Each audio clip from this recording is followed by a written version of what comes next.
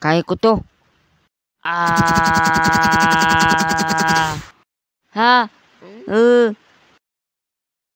Shh.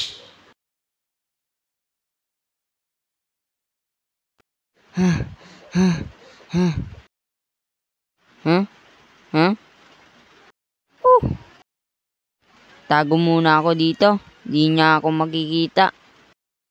Ha? Mama? Uwi! Sorry po.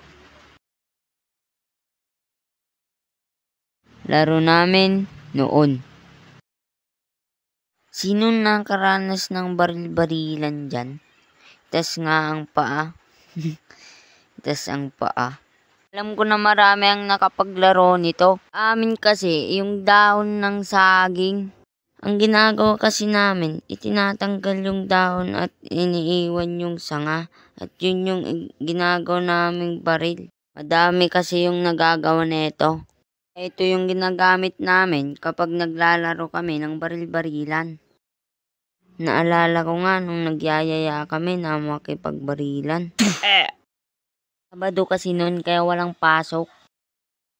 Kaya, yun, marami kaming naimbita. Wala yun sa amin. Sa simula lang yan.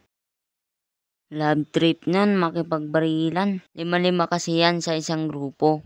Kaya tawagin na lang natin tong blue team at red team. At dito ako sa blue team.